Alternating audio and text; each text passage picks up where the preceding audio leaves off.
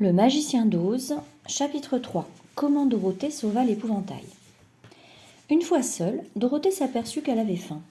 Alors elle alla prendre du pain dans l'armoire et s'en coupa une tranche qu'elle tartina de beurre.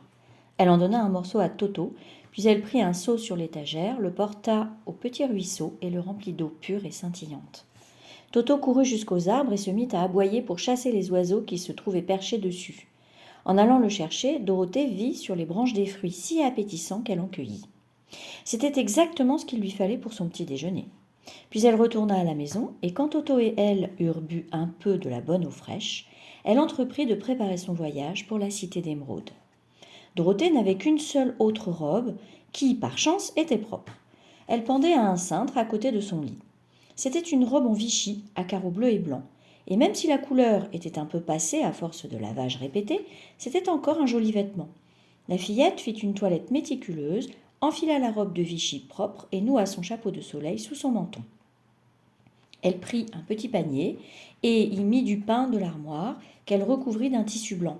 Puis elle regarda ses pieds et constata à quel point ses chaussures étaient vieilles et usées. « Elles ne feront jamais l'affaire pour un long voyage, Toto, remarqua-t-elle. Toto leva vers elle ses petits yeux noirs et remua la queue pour montrer qu'il comprenait de quoi elle parlait.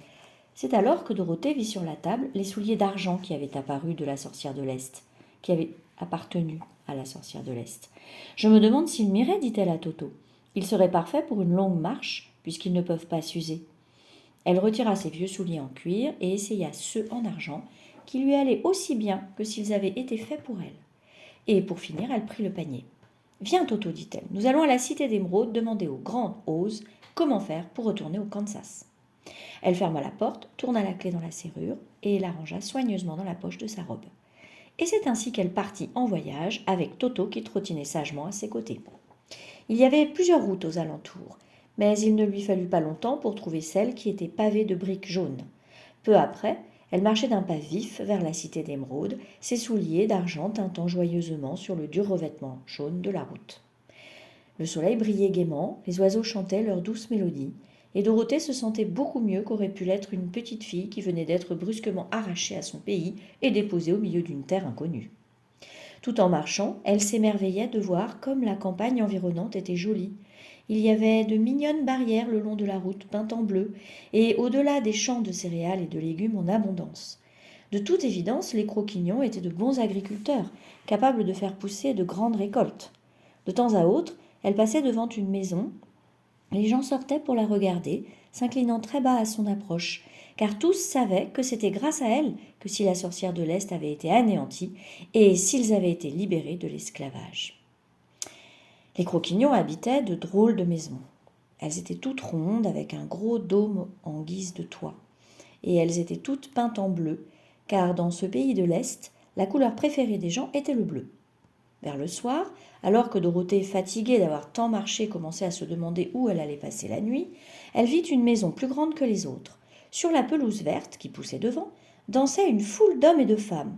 5 petits violonistes jouaient de toute leur force, et tout le monde riait et chantait autour d'une grande table couverte de fruits, de noix, de tartes, de gâteaux et de toutes sortes de délicieuses friandises. Gentiment, les gens saluèrent Dorothée et l'invitèrent à souper et à passer la nuit avec eux. Car c'était la maison de l'un des plus riches croquignons du pays, et ses amis s'étaient rassemblés chez lui pour fêter la fin de leur esclavage pour la vilaine sorcière de l'Est. Dorothée fit honneur au repas servi par le riche croquignon en personne qui s'appelait Boc. Puis elle s'assit sur un canapé et regarda les gens danser. Quand Boc vit ses souliers d'argent, il remarqua « Vous devez être une grande sorcière. »« Pourquoi ?» s'étonna la petite fille. « Parce que vous portez des souliers d'argent et que vous avez tué la vilaine sorcière. Et puis, il y a du blanc sur votre robe, et seules les sorcières portent du blanc. »« Ma robe a des carreaux bleus et blancs, précisa Dorothée, en lissant les plis. C'est gentil à vous de la porter, dit Boc. Le bleu est la couleur des croquignons, et le blanc est la couleur des sorcières.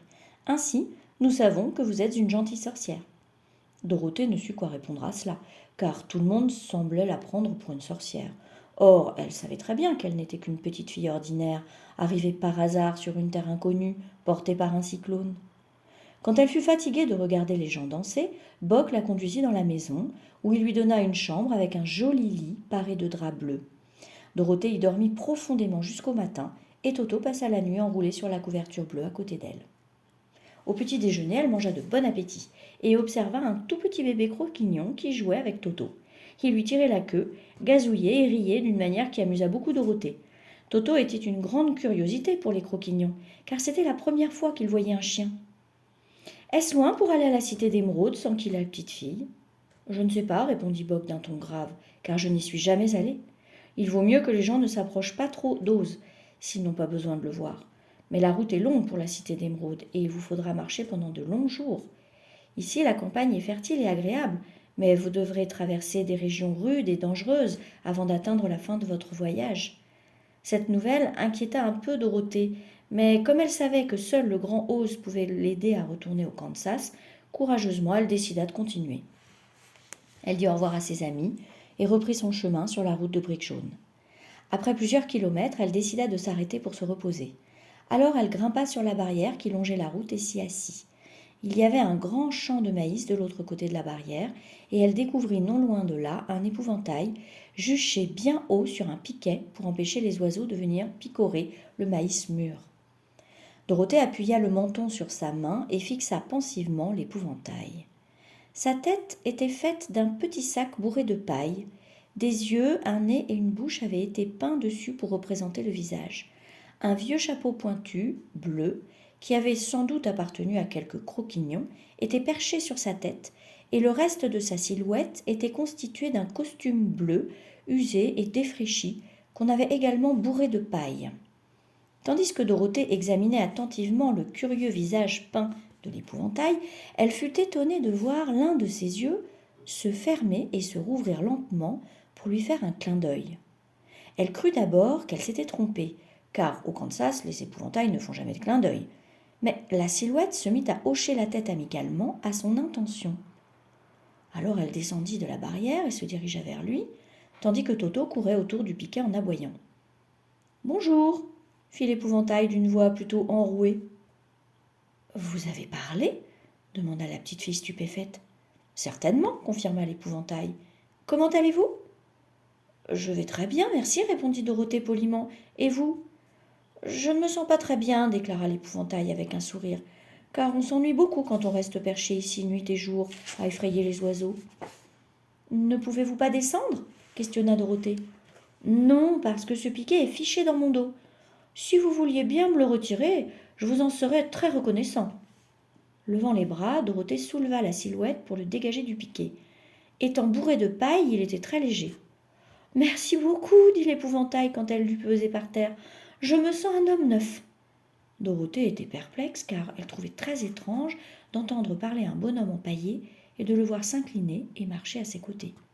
« Qui êtes-vous » s'enquit l'épouvantail après s'être étiré dans un bâillement. « Et où allez-vous » ? « Je m'appelle Dorothée, l'informa la petite fille, et je vais à la cité d'Émeraude pour demander au grand Oz de me renvoyer au Kansas. »« Où est la cité d'Émeraude » interrogea-t-il. « Et qui est Oz ?»« Vous ne savez donc pas » s'étonna Dorothée. « Eh bien non, je ne sais rien, je suis empaillée, voyez-vous, alors je n'ai pas du tout de cervelle, expliqua-t-il tristement. « Oh, dit Dorothée, je suis vraiment désolée pour vous. »« Croyez-vous, demanda-t-il, que si je vous accompagnais à la cité d'Émeraude, Oz pourrait me donner de la cervelle ?»« Je ne saurais dire, admit-elle, mais vous pouvez venir avec moi si vous voulez. Même si Oz ne vous donne pas de cervelle, vous ne vous en trouverez pas plus mal que maintenant. »« C'est vrai, reconnut l'épouvantail.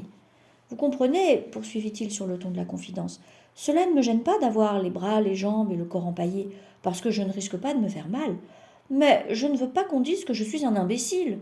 Et tant que ma tête restera bourrée de paille et non de cervelle, comment pourrais-je un jour apprendre quoi que ce soit ? » « Je comprends ce que vous ressentez, l'assura la petite fille, qui était sincèrement peinée pour lui. « Si vous voulez venir avec moi, je demanderai à Oz de faire tout ce qu'il peut pour vous. »« Merci, s'écria-t-il avec reconnaissance. » Ils gagnèrent la route, Dorothée l'aida à franchir la barrière, et ils partirent sur la route de briques jaunes en direction de la cité d'Émeraude.